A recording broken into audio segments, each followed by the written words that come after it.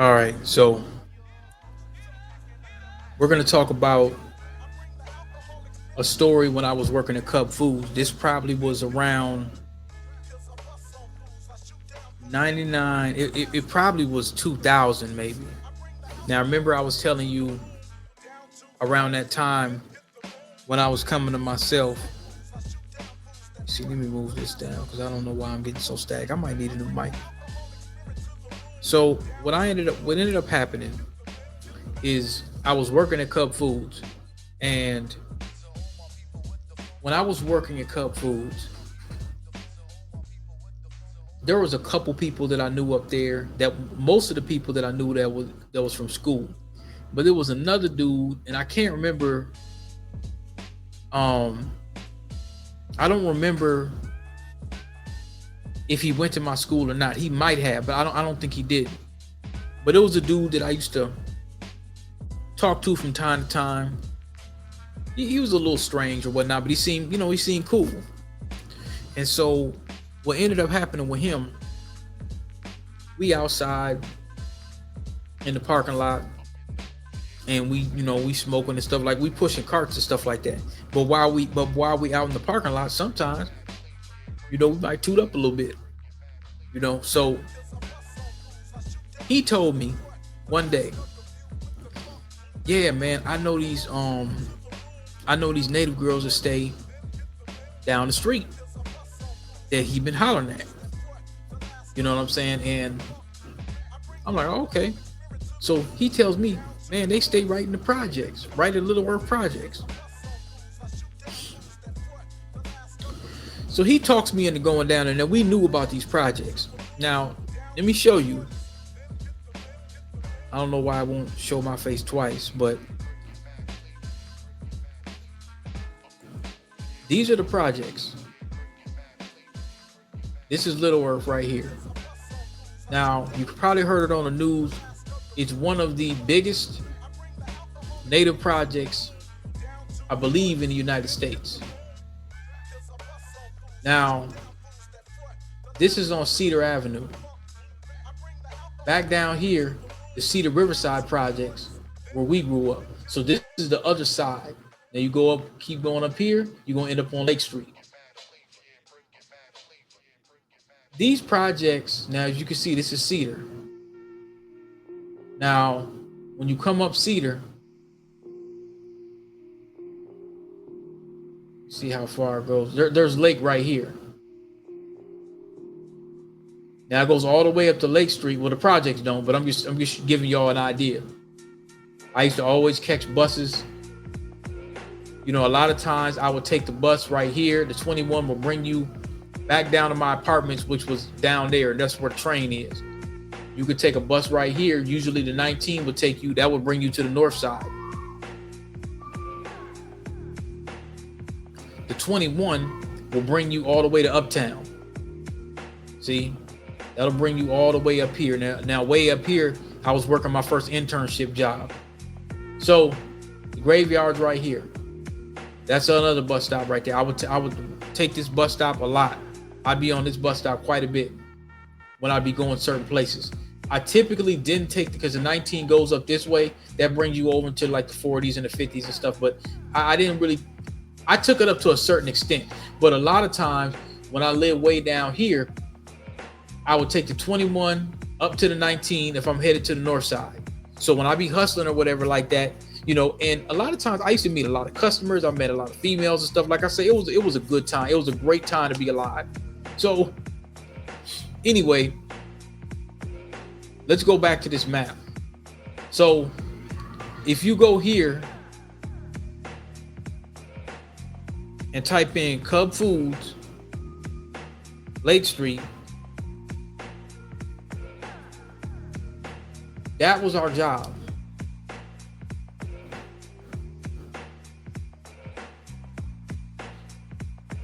The job was right here. And remember, I lived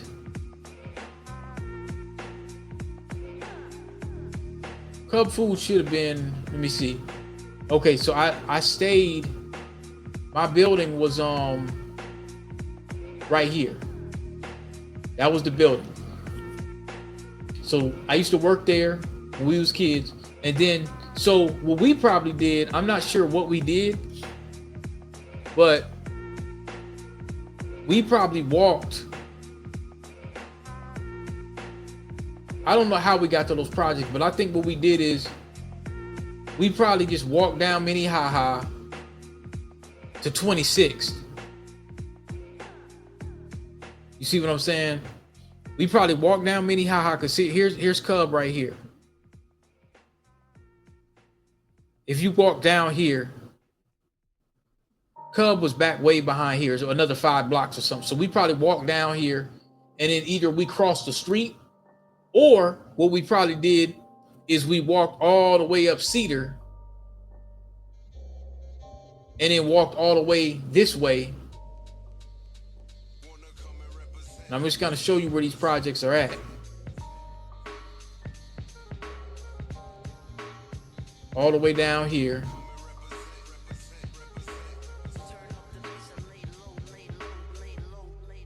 All right, so now this is Cedar right here. I used to go to this store every now and then, but there's always something going on. So this is, and a lot of people frequent that store. So I remember passing by here, and this is E.M. Stately Street. The other, a couple weeks ago, I drove through these projects, and I went down that street, and I showed y'all. So just give you an example. There's 2 sides. There's a side over here, and there's a side over there. Okay, this is the little teepees. He's giving you an example. We were back around here somewhere. Now I knew one dude that used to be over there. Now they didn't look like this before, but I'm just kind of giving y'all, you know, a small little breakdown of what it looked like. And then the project kind of end right there. And if you, and as you could see, the Cedar Riverside projects are right down here. Now we're still on Cedar. We're gonna go under the bridge. Okay, so now we're under the bridge. Those are fairly new, I believe. Now, you guys probably heard on the news. I'm gonna show y'all what just happened.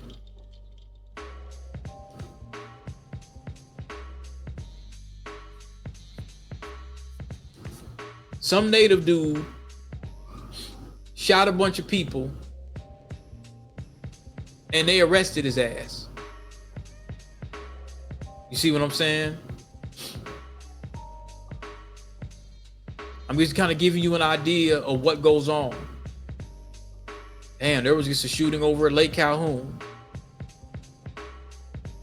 There was just a shooting over in Lake Calhoun. But anyway, so I spent a lot of time in this area coming up. But primarily, you know, I would take the 2 right here sometimes. If I got to go uptown, that brings you all the way to uptown. You can see the Cedar Riverside projects right here. This used to be a Taco Bell. That Taco Bell is no longer there. It was recently remodeled, you can see, but they just didn't want to keep it there. I think it was too much going on. Right down in this block, I have relatives that stay there to this day. Now, way down here, of course, but this is Franklin. Now, way down there, there's a Perkins. We used to eat our pancakes and stuff. Now it's nothing but dope fiends. Absolutely horrible. So I'm just going to keep on going. I remember spending a lot of time. I used to go to this Taco Bell sometimes. Many years ago, before I had a car, in some of these houses, I knew this little Mexican chick that I was kicking it with for a little while. And we used to kind of hang out back down there. I met her at the college. She was at Augsburg College. So as you can see, as you go down Cedar, even more, I'm just giving y'all a little bit of the landscape, and then we're going to go more into the story. All right, so now back behind here, kind of in this area, you can't really see it. I've been to this pawn shop before. They've been ripped me off it many times. There's a bar called the Caboose. That's where a lot of rock bands, it's a legendary bar right over here. You know, underground artists, guys from out of town. You might have Raekwon or Ghostface or any of them. And so I haven't spent a bunch of time, and you see how it is. This was never like this when we were kids. There was no homeless people under there. If they were homeless, it just wasn't. It didn't look like this. So I've been at these bars. A lot of my homies that used to rap, they would book venues here and stuff like that. So I'm just kind of taking y'all back down memory lane before we go full throttle in the story. I used to take the 19 right here a lot. I spent money in a good majority of these businesses, especially this one right here. Damn. Okay. I used to always be at this bus stop. Where's it at? Is it over here? It looks remotely different than what it used to. But this store, there used to be a Middle Eastern dude that ran the Mediterranean Deli. I heard his son owns it now. If that's the case, I'll check it out. But if the other folks who own it, I'm good, because he used to have this green sauce.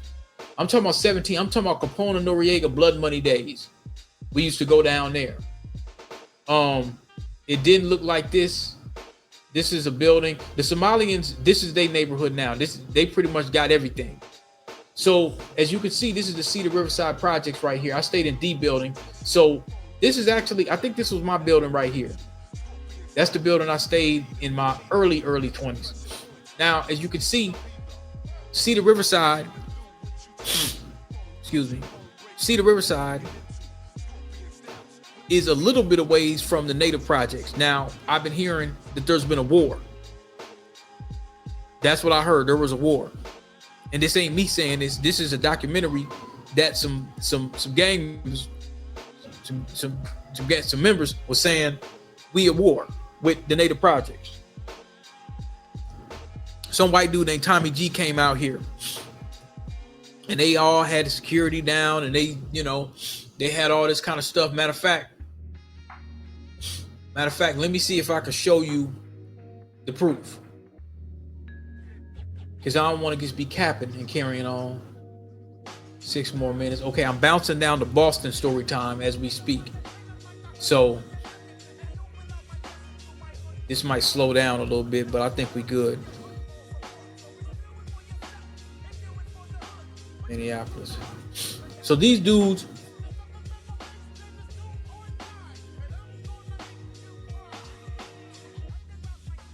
so let me see.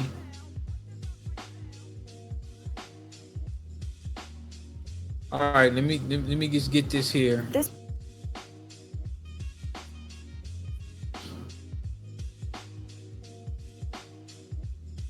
And I'll show y'all this as soon as this thing goes off. All right. So now, fair use. They walking around. I'm just kind of giving y'all a backdrop so I could go into the story. My kids can make it on too, you feel me?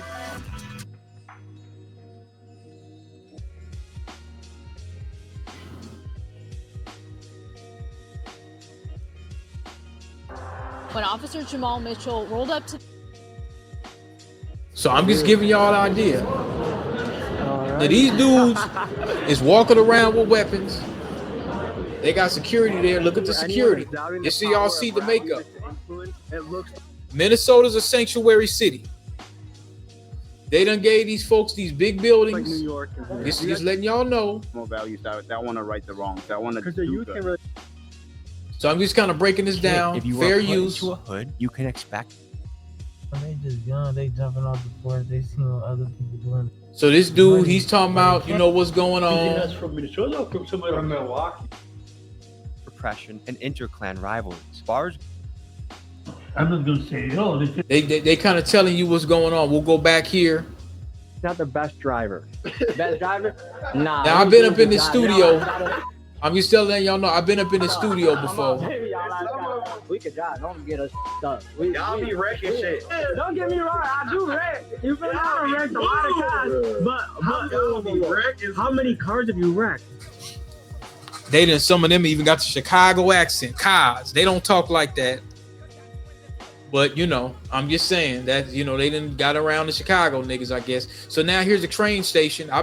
I took. Remember, do y'all remember when I did that one broadcast where I was going to the train station and I said that like it was real bad. All the buses was down. I just did this maybe 2 months ago. This is that same train station right here. No, I just don't show it.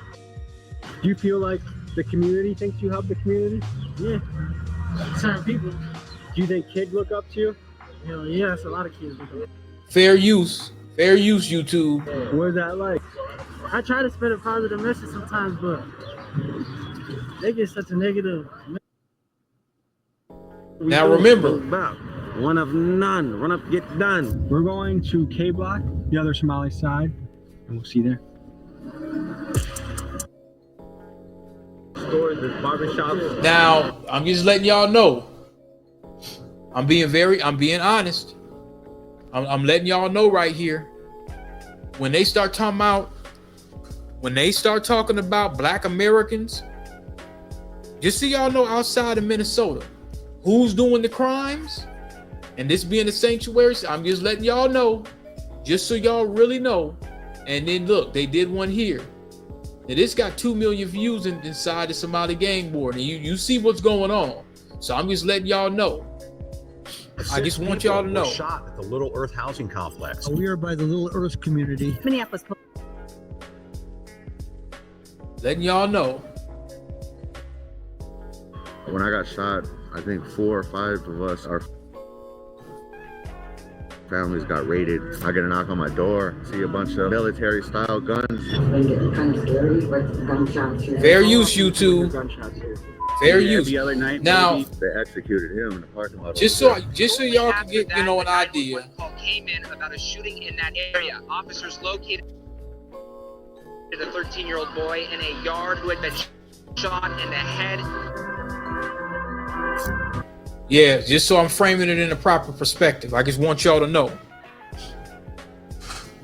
Yeah, they not going. The narrative in the media ain't gonna put this on foundationals. We're not the face of crime in Minneapolis. You can see what I just showed y'all. It's some Black folks doing some crime. Don't never get me wrong, but I just want y'all to see, so you could kind of see where my mind was when I went down there with that dude. This was back before social media and all that stuff, so a lot of stuff was going on in that neighborhood. But to my knowledge, it wasn't a war between Cedar Riverside and the Native Projects. But in that Tommy G, and he's exploiting it too. So he's getting his views in. These Negroes want to be on TV so bad. They want it so bad. And look, there was just a Rico up here. So now let's get to the bread and butter of the situation. We walk down the Cub. Now we really getting into the story. Now you got the backdrop. We walk down the Cub. Or walk from Cub. The plan was to leave work and walk down to the Native Projects. And I think it might have been a little cold outside around that time when I was working there. I think it might have been cold. So now what ends up happening, he calls the girl. I think we had cell phones. I think so. We might have had cell phones. So he calls the girls, and I'm trying to think what happened. So we had to go deep in the Native Projects. It wasn't we had to go to the back blocks. It wasn't right in the front where we just walk up and then there's some apartment buildings right over there. We had to go way in the back. So I was wary about that because I didn't know anybody in them projects. I go anyway. We walking. He goes up to the door. I don't even know if he had a phone. I think I might have had a phone, but I don't even know if he had a phone. He must have just knew. So he's knocking on the door. Girls come outside. I'm looking at him. I'm like, bro, how old are they, bro? Oh man, 14 or something. I said, bro, I was so disappointed in that nigga, man. Like, and I think we was 17. I don't know, but we're too damn old. So, but he was older than me. He was older than me. So, I pull him to the side. I'm like, man, look, bro. I thought they might have even been younger. I pulled him to the side. I said, man, let me holler at you, bro. I said, how long you been talking to these girls, man? Like, they look real young. Oh man, you know, they first he tried to lie and tried to say they're older, but I said, bro, so I asked him, I said, how old are y'all? Oh, we like, they was 13, 14, something like that. I said, bro, they way too young, bro. And I was probably like 17 or something. I said, nah, bro, they just look young. They kind of, they grinning and cheesing and stuff like that. Oh man, you know, I thought you would, what you thought? No, bro, like, no. You know what I'm saying? And so I said, man, I'm gonna catch you later. So I left the nigga flat out. You know, he's trying to walk behind me and follow, man, let me explain it up, man, bro. No, bro. Like, no. Because that's your cup of tea, that ain't mine. And they just look too young for me. They look too young, and I could tell the way they were acting. And we were young too, but they were way too young for him. You know what I'm saying? They probably was anywhere between 13, 14 or something. They could have been younger for all I know. But when I took a look at him, and I'm like, oh, hell no. So I cut ties with that dude. He see me at work and be like, man, well, you know, man, I thought we was cool and all that. I said, man, bro. I said, man, I can't hang with you. I flat out told the nigga, I'm like, no, we can't hang, bro. We can't hang. So I seen that cat years later. This time I was driving. And around that time, I think I was riding kind of clean and stuff. So I'm going to tell you where I seen him at.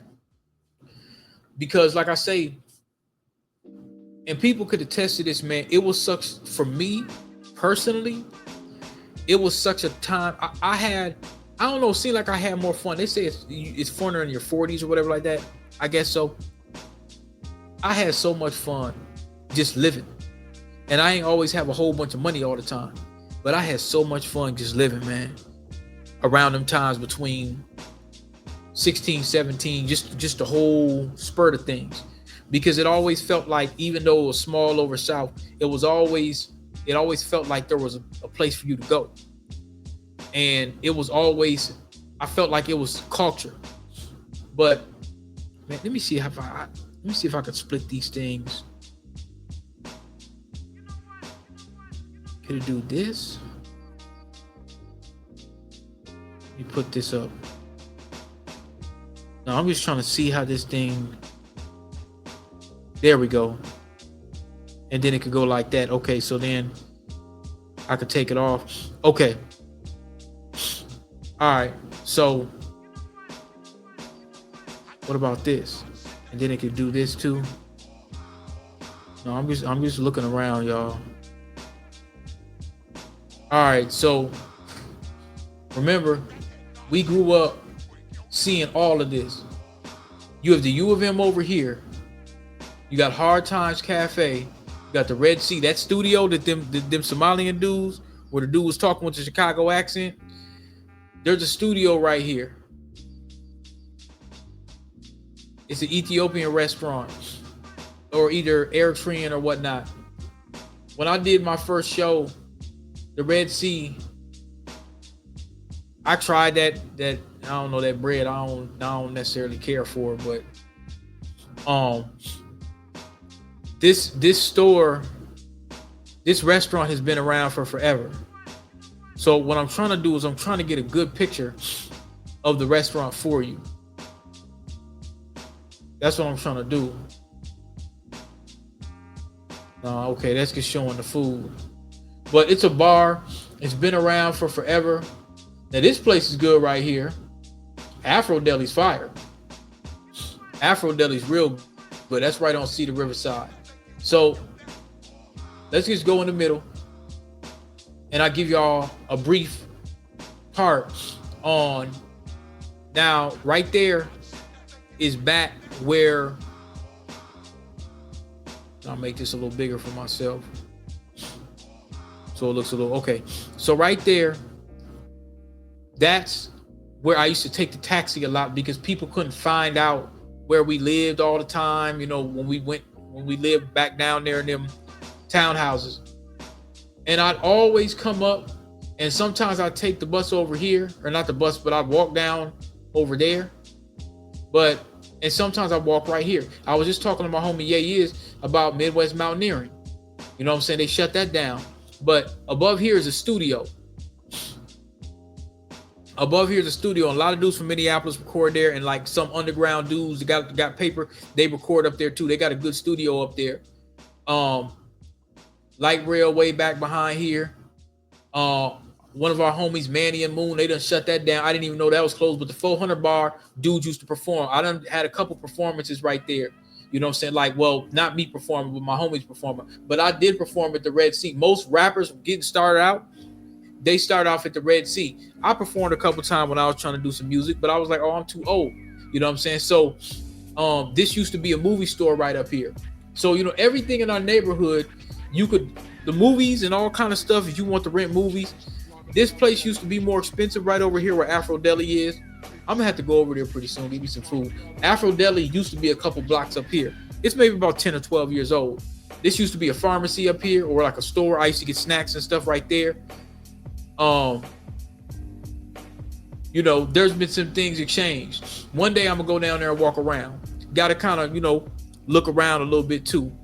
You know what I'm saying? Kind of be on your P's and Q's a little bit. But yeah, you know what I'm saying? Like, that's my story really on the native projects and stuff like that, man. But a lot of stuff goes on. This is right here. This is the block where I waylaid that one Somali Crip dude. You know, he was claiming, you know, I don't play about that gang stuff. You know what I'm saying? Like I didn't play about that. Like if somebody's pressing me on some gang, you know, with the gang stuff or whatever like that, I ain't had no problem laying hands on guys for stuff like that. I got a story about that too. West Bank Cedar Grocery. So this used to look a little different, but it started out, he came right out that door and I pieced him up and whooped him all the way down this block right here. And that's where it ended. And that's where the white folk called the police. And I ran all the way down here, past the hotel, all the way back down to our townhouses by the river. You know what I'm saying? I used to take the bus right here all the time. This is one of my favorite bus stops. You walk down here, you go way up here. So like, if you stayed in these projects, you know, we used to be at the bus stop. This was around the time, you know, when I stayed over in Cedar Riverside and these Somalians started playing with guns and stuff like that. Me and one of my homies, we were over there and they were yapping off at the mouth at one time, and we was gonna have to get on them. They had a little pistol or something like that. We was kind of young and stupid, but we was gonna get on them anyway. But they was playing with a little revolver and they was yapping off at the mouth at some of the brothers. There were some brothers, I think it was some Crips. They were yapping off at some Crips that was because at Palmer's. Sometimes some of the Crips we used to be at Palmer's and they be kicking it, and they was talking crazy, yapping off at the mouth at them, and they was talking about beating them up. So they ran up here while we sitting here waiting on the bus, and they started yapping off at the mouth at us. So it was like 5 or 7 of them. We was gonna get down, especially if the brothers up here got involved, because you know they you know, these was black men. They were minding their business at the bar. So if they would have got down on them, we was gonna pound them, pistol or not. They was fumbling with it and acting scared, doing all this kind of stuff. Right here, I'll tell you a little mini story. Since we talking about Cedar, there was a cop that was chasing. There was a Somalian. There was a bar. I think it was this bar. There was a Somalian. He was stealing a whole crate of beers or something like that, and he was running through here. The police must have been around here, and they tackled him. So me and a brother seen them jumping on the Somalian. We start snapping. Hey man, this police brutality. Like, I remember this when this happened. He was running through here with the beer. He tripped, fell on the beer, and the police tackled him, and they started beating his ass. And we was yelling at the police, like, man, y'all beating this man. This man's on the ground. You know, oh, he's stealing beer. I'm like, don't matter. You know what I'm saying? So, you know, it was all kind of little stuff going on in here. This right here, down here, I done drove down here a couple times. When I had my 92 Regency, or my 98 Regency, that was around the time I told y'all while I was staying on Minnehaha. This was probably like 2000. This was probably around the time I had the shop. Matter of fact, maybe. Well, let me think. And at one point I didn't have a car. I don't think I did.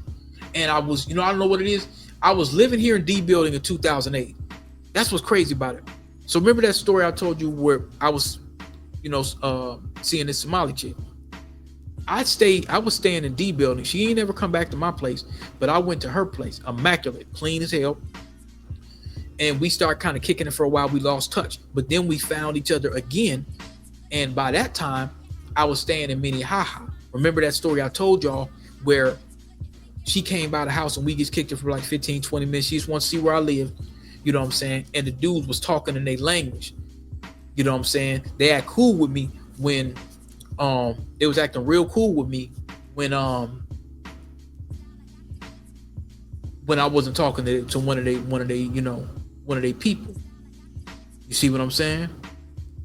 They was acting real cool with me. They buy CDs sometimes and they act cool. But as soon as I brought in somebody from one of they folks, one of their tribes, they start acting real funny over there, you know what I'm saying, on Minnehaha when I had my own apartment. And that was the story I told y'all where I was getting ready to drop her off back at home. And it was some OG. It was an older Somalian lady talking about, oh, I need y'all to drop me off in St. Paul. And if it was down the street, I was just going to drop her off. So she was a little upset at me that I didn't do it. But I guess in their culture, if somebody needs a ride, you give them a ride. And, I wasn't going to go all the way to St. Paul. Now, in hindsight, when I think about it, I probably should have gave the lady a ride. It would have definitely gave me some cool points and whatnot. But at that time, I had stuff to do. You know what I'm saying? Because she came by the house. And I didn't think nothing was gonna happen. And it wasn't like at that time I was really trying to crack her. You know what I'm saying? At that time, like I respected her, but I think she probably just wanted to kind of stay, see where I stayed at. But like as I said, the cultural difference was a little bit off because her family members wasn't open to they weren't open to her talking to a freedman. For one, I wasn't Muslim, and number two, I wasn't Somali, but she didn't care. But we didn't go too much further than that or whatever like that. But man, I don't remember her name, man, but it was and then some of that, to be quite honest, some of that was kind of partially me, kind of worried about what people gonna think and all that kind of stuff, rather than just saying, okay, this is a black woman. You know what I'm saying? Like, I kind of had that in me too, where I didn't want to fight. You know what I'm saying? See, they would have been like, because they told her, don't bring no black American home. I don't want y'all really messing with him. And she was kind of fighting it, like, no, you know what I'm saying? I want to talk to him. I want to talk to him. And she was kind of going against it.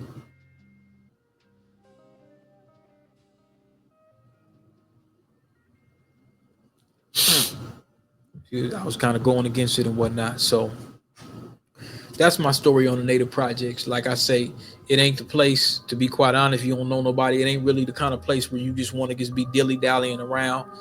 It's a lot of drugs going on in that area. It's a lot of gang activity around in that area.